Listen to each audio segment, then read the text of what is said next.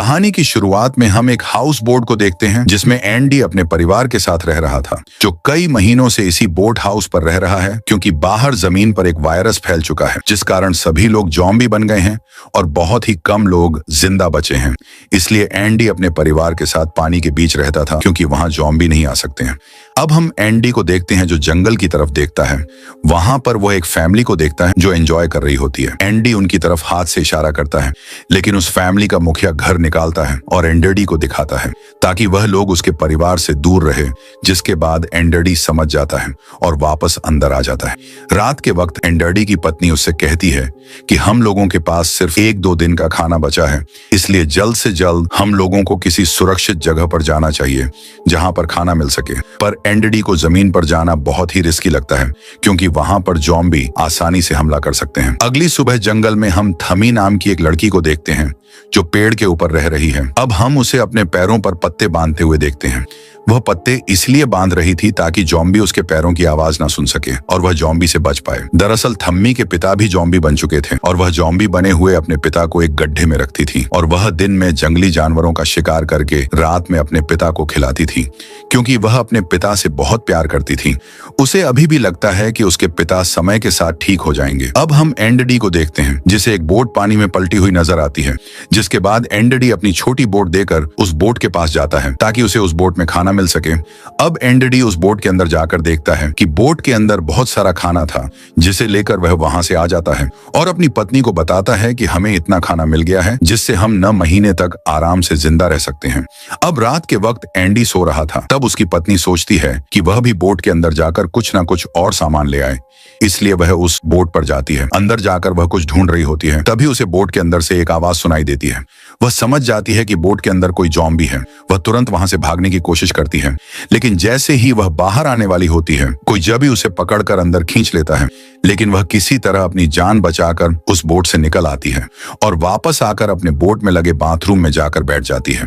अब जब एंडरडी सोकर उठता है तो वह देखता है कि उसकी बच्ची बहुत रो रही है, जिसे वह उठाता है। अब वह देखता है कि बोट पर खून बिखरा हुआ है और वह बाथरूम की ओर जा रहा है। साथ ही उसकी पत्नी भी कहीं दिखाई नहीं दे रही है।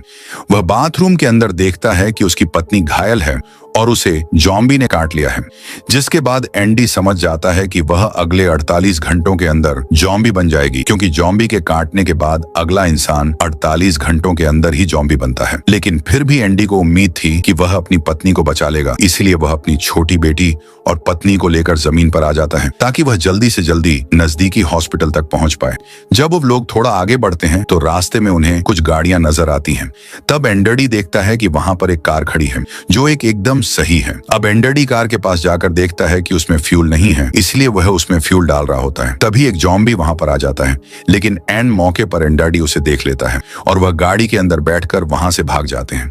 बीच रास्ते में उसकी पत्नी एंडरडी से गाड़ी रुकती है ताकि वह अपने बेटी के कपड़े चेंज कर सके, लेकिन उस दौरान वह नीचे गिर जाती है और बेहोश हो जाती है। जब वह होश में आती है तो वह अपने पति से कहती है कि वह उसे छोड़कर वहां से चले जाए क्योंकि वह जल्दी ज़ॉम्बी बन जाएगी और वह उन दोनों को भी काट लेगी। लेकिन एंडी उसे समझाता है कि वह जल्दी हॉस्पिटल पहुंच जाएंगे, इसलिए वह उसे वापस कार में बिठा आता है और कार को लेकर हॉस्पिटल की तरफ निकल पड़ते हैं।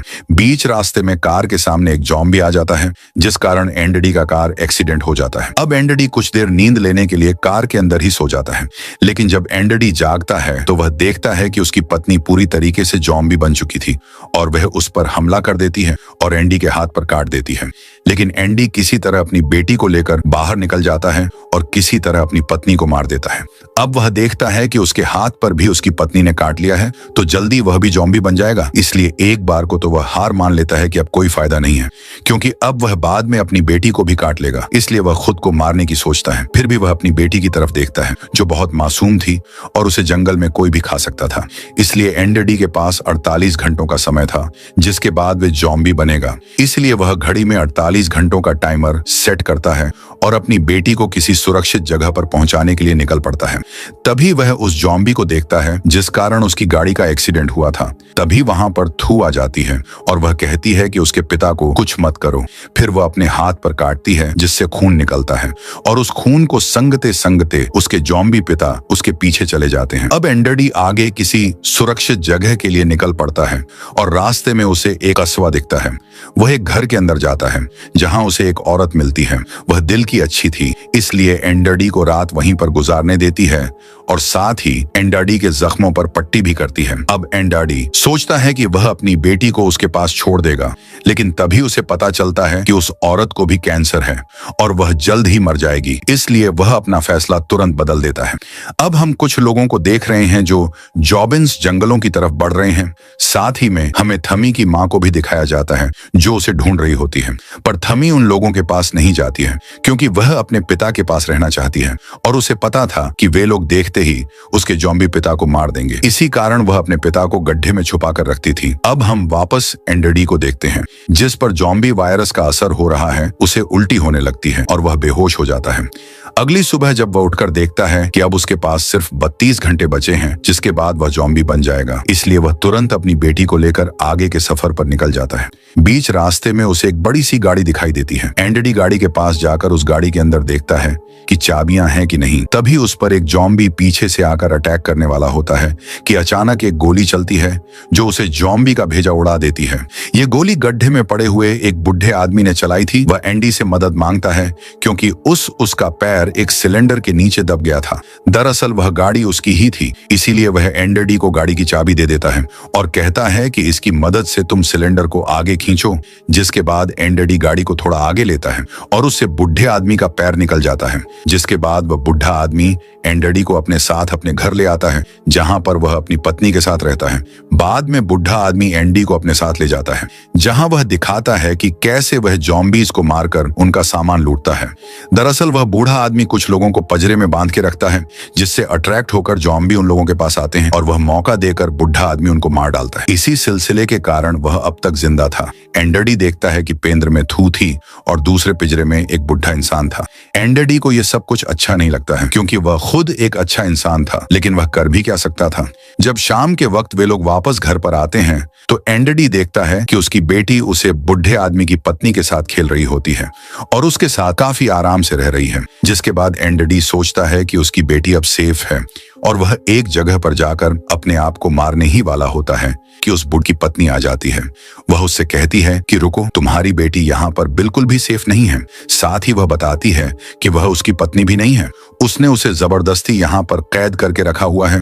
जिसके बाद एंडरडी अपने आप को नहीं मारता है। तभी वह बुढ़ा आदमी वहां पर आ जाता है और उसे लगा कि एंडी कुछ गड़बड़ कर सकता है, इसलिए वह एंडी को बंदूक से मारकर घायल कर देता है और उसे ले जाकर थूमे के साथ पिंजरे में बंद कर देता है। लेकिन एंडी बहुत ही होशियार था। वह थूमे के साथ मिलकर उस पिंजरे से बाहर निकलने का प्लान तैयार करता है और जैसे ही जॉम्बी आते हैं वे लोग जॉम्बीज को चकमा देकर पिंजरे से भाग जाते हैं। वे लोग सीधे उस बुढ़े आदमी के घर जाते हैं ताकि एंडी अपने बच्चे को ले सके और ऐसा होता भी है। साथ ही वह औरत एंडी के साथ आती है जिस औरत को बुढ़े आदमी ने अपने घर में कैद करके रखा हुआ था। जब वे सभी लोग वहां से भाग रहे होते हैं तभी वह बुढ़ा आदमी जाग जाता है और उन सबको देख लेता है। वह बंदूक लेकर गोली चलाता है, लेकिन वह गोली जाकर सीधे उस औरत को लगती है और वह वहीं खत्म हो जाता है। जिसके बाद बुढ़ा आदमी पागल हो जाता है। मौका पाकर एंडरडी और थूमे वहां से जंगल की तरफ भाग जाते हैं और रात वहीं पर बिताते हैं। वह बुढ़ा आदमी उनको ढूंढने की कोशिश करता पर वे लोग नहीं मिल पाते हैं। अगली सुबह एंडरडी किसी सेफ जगह को ढूंढने के लिए निकलता है। रास्ते में वह थमी को बताता है कि उसके पिता जो जॉम्बी बन चुके हैं वह अब कभी भी वापस पहले जैसे इंसान नहीं बनने वाले हैं। अब थमी देखती है कि उसके पिता को कबीले वालों ने ढूंढ दिया है और उन्हें मारकर पेड़ पर दफना दिया है। जिसके बाद वो जोर जोर से रोती है और अपने सिर को पटने लगती है। तब एंडरडी आकर उसे समझाता है, पर तुम ही एंडरडी के साथ चलने को अब राजी नहीं थी, इसीलिए अब एंडरडी अकेले ही निकलता है क्योंकि उसके पास अब बहुत ही कम समय बचा था और वह धीरे धीरे जॉम्बी बन रहा था। लेकिन थोड़ा आगे बढ़ने के बाद एंडरडी बेहोश हो जाता है और वह जमीन पर गिर पड़ता है। अब पास में बैठी उसकी बेटी रो रही थी जिसकी आवाज थमी के कानों तक जाती है। आवाज सुनकर थू वहां पर आती है और वह उस नन्ही सी बच्ची को उठा लेती है। अब थोड़े समय के बाद एडी को वापस होश आता है। अब वह सोचता है कि वह उस फैमिली के पास चला जाएगा जिसे उसने शुरुआत में नदी के किनारे जंगल में देखा था और उसकी बेटी उन लोगों के पास सुरक्षित रहेगी। अब वह उन लोगों को ढूंढने के लिए निकल पड़ता है और अब वहां तक थमी भी साथ चलने के लिए राजी हो जाती है, क्योंकि एंडरडी को थमी का साथ चाहिए था। आखिर में वह लोग उस फैमिली को ढूंढ लेते हैं। एंडरडी उस फैमिली के मुखिया से बात करता है, पर उसे पता चलता है कि उसे भी ज़ॉम्बी ने काट लिया है। वह आदमी चुपकी से एंडरडी को गन दिखाता है और कहता है कि इसमें 6 गोलियां हैं, जिससे वह अपने परिवार को खत्म करेगा और बाद में बंदूक में 2 गोलियां बजेगी, जिससे वह एंडरडी से कहता है कि वह चाहे तो वह खुद को और अपनी नन्ही बच्ची को भी मार सकता है। लेकिन एंडरडी उसे ऐसा करने से मना करता है और वह वहां से चला जाता है। तभी एंडी को पीछे से गोलियां चलने की आवाज सुनाई देती है, तो वह समझ जाता है कि उसने अपने परिवार के साथ खुद को भी खत्म कर लिया है। अब एंडी के पास कोई सुरक्षित जगह नहीं बची थी जहां वह जाकर अपनी बेटी को छोड़ सके, इसलिए वह खुद को मारने वाला होता है।